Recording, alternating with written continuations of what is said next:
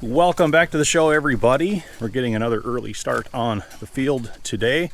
So our goal is to finish moving the gravel piles by the end of today. I got a pretty good start on everything off the east end here yesterday. We have one pass done. We need to do another one just as wide so that we have the same 30 feet of gravel out front here that we do on the other side, and then whatever's left out of those piles will end up going under the lean-to. So yesterday I started by finishing spreading the sand, establishing our grade, just giving a nice smooth surface to follow. So my system for spreading the gravel, you'll see I put geotextile, a woven geotextile road matting down on top of the grade but below the gravel, and in this ground it stabilizes that gravel pad so much better. It's actually almost non-permeable, so it also helps the gravel, whatever moisture it soaks up, it'll help it to actually leach off instead of going straight down in the ground, which is even better for the perimeter foundation of the building. And I became a believer in that road matting ever since the builder that put the road in here for me talked me into letting him use it beneath the gravel layer here, and the performance has been excellent. It blocks this gravel from being pushed into the soil that's beneath it. The road is always dry, never had a frost boil, never had any kind of material sloughing off. I put it under every place that I use gravel now. So we'll roll the next pass out. There we are. I buy this from the industrial stores, 12.5 feet wide, and I believe the rolls are about 430 feet long.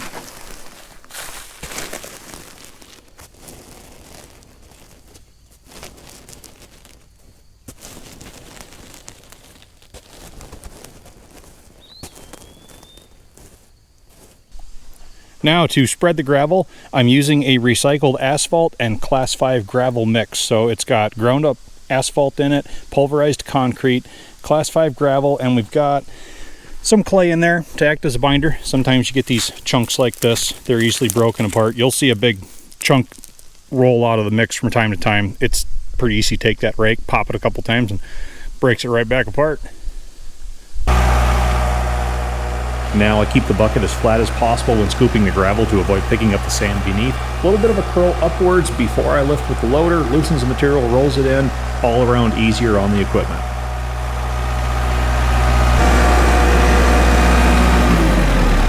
All right, throttle down so you can hear me a little bit better. To set up for the dump now, we need to position our loader first, and I've already found the setup on this by using, a couple of dry runs, but I'll show you what I'm gonna look for. So I'll raise it up. You got that round crossbar on the loader right off the end of my finger. It goes from loader arm to loader arm. On this loader, when I set that bar just even with the top of the hood line or slightly below, that will have my bucket positioned at the proper height to do a tip down, and as it dumps, we want to try to screed it out while that material is still rolling, all right? I wouldn't suggest creeping in to do a scrape of hardened material with your bucket down, because that's when everything is at its weakest point geometry-wise. But if we're going to dump and roll that material with the loader positioned, we'll do it right now. We'll lower that crossbar.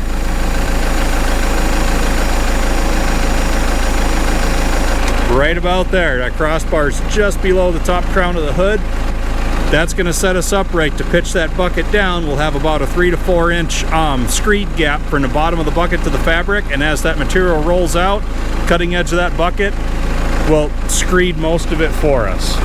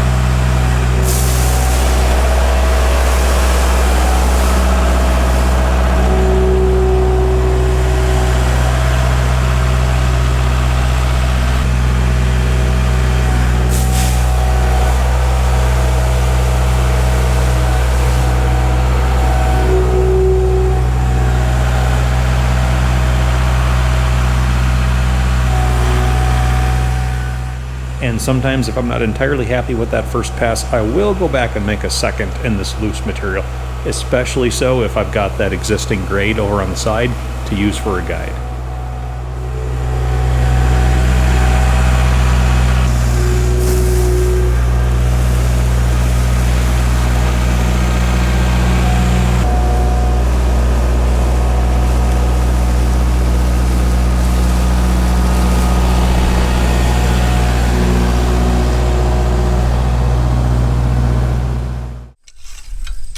And no matter how smooth I think I was on that last pass, there's always a little bit of hand raking to do, especially along the edge where I'm trying to feather it out just a little bit. True professionals with, there's a clod. True professionals with machines that are much better suited toward being prime movers than that tractor, they could probably do all this and never have to leave the seat, but that's not me.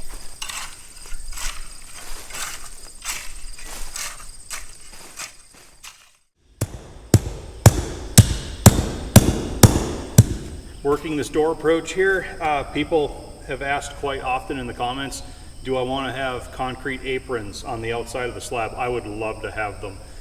They're not in the budget for this year. Everything has a limit.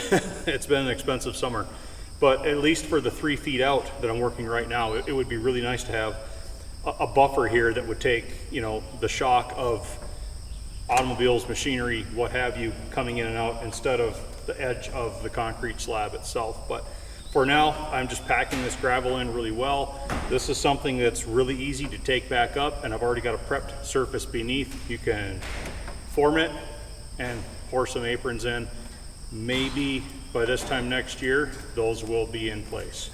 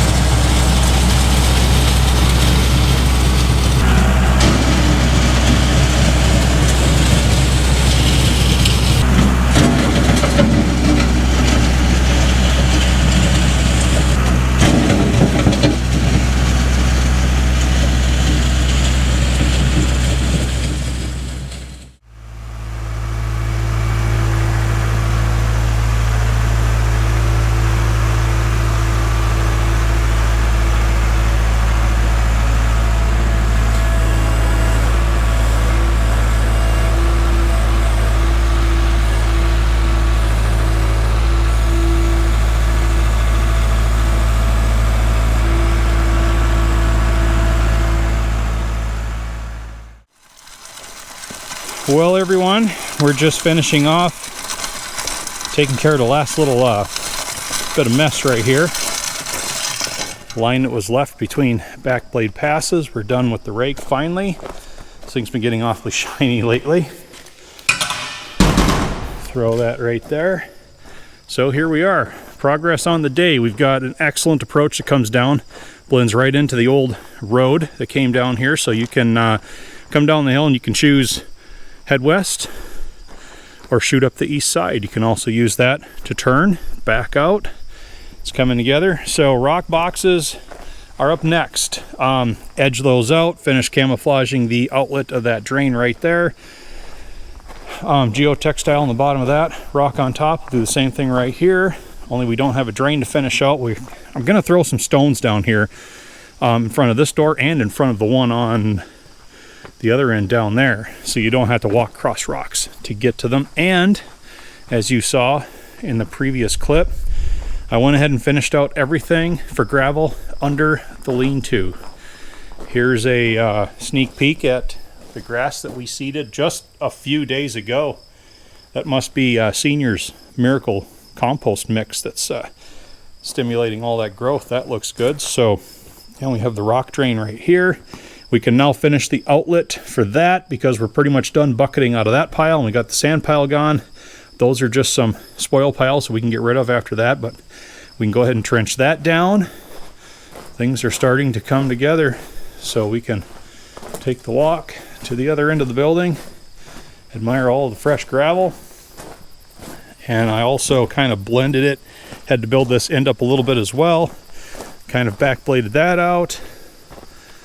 And of course this side will lead us back over to where we started. So looking forward to being able to finish off the east end of the building just like that west end is. So it was a busy day. Hopefully you guys aren't being impeded by that glare too badly. Get back over here in the shade. Yeah, tired, kind of disgusting and dirty, but glad to have that part of it done. So I thank you all for watching. I hope you enjoyed this episode. Like I say, rock box is next. Finish out the drain, get rid of those spoil piles. We may need to do a little bit more seeding up through here. Aside from that though, I think that's about all we have on the list for the exterior work. Once that's done, we'll move on in, start building the storage loft. So still plenty of work to do before it turns cold. Hope to see y'all back again. And as always, I thank you for watching.